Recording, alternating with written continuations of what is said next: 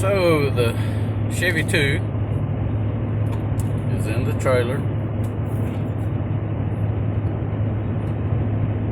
When we bought this engine from a guy in West Virginia, it was a new build, built by Big 3 Racing out of Ohio. Everything's brand new, never been in the car, but it had been built for a few years. And anyway, I bought it, put it in the car, got everything together, and we started making passes. Our first passes right after completion was in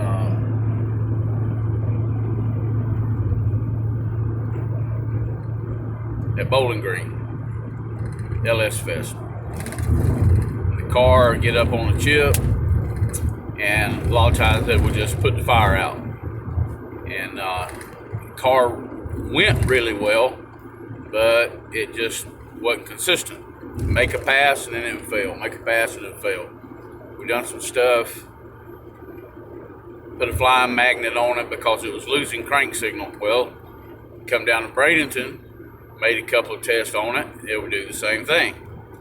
So this weekend, thought we had everything ironed out. They took it to Gainesville and drove it probably 30-40 miles, made I think 3 hits on the car, all 3 successful. The car ran really well. So we get to sick week, and I was having to do license passes because they only wanted me to run 10-Os. Well, the car will do that tied to a stump. So I was going to go through all the stuff, got it started, got the process started, and made a 60-foot hit. But it goes in stages. You got to make a controlled hit, then a little bit further, and then the last 3 passes are supposed to be full boogie passes. Well, the first pass went fine, no problem. Second pass, I was going to let it shift into second gear, coming off with all the beans. I mean, the first pass, it left just under 2 G's. Felt really, really good. The second pass, it actually pulled over 2 G's, but it was stumbling. How it pulled 2 G's, I don't know, but it did. But anyway, we had put a crank seal, put a front seal in it before we left the shop to come down here. Well, we got to fooling around, noticing it had already eat that seal up. And I remember seeing the crankshaft moving when we was messing with the seal.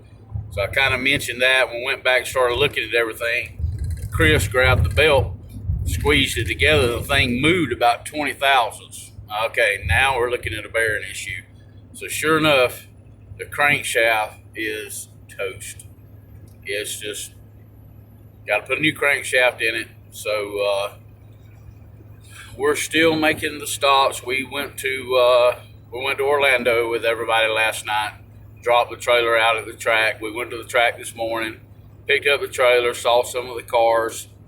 Tom Bailey is out. Lots of folks is actually out. So I'm disheartened about it. I was thinking we wouldn't even have to open the toolbox, but yeah, it is what we've been given, I guess. So we're headed to Daytona. We'll go to the checkpoints at Daytona, then we'll go to Gainesville. Supposed to race tomorrow in Gainesville, so maybe we'll get some footage of that. And then we'll go to South Georgia, and then back to Don Garlich's museum for a gathering, and then Bradenton on Friday, I think it is. So we're going to make the rounds and add some footage, and then I guess the next thing you'll see taking her back apart, pulling it out.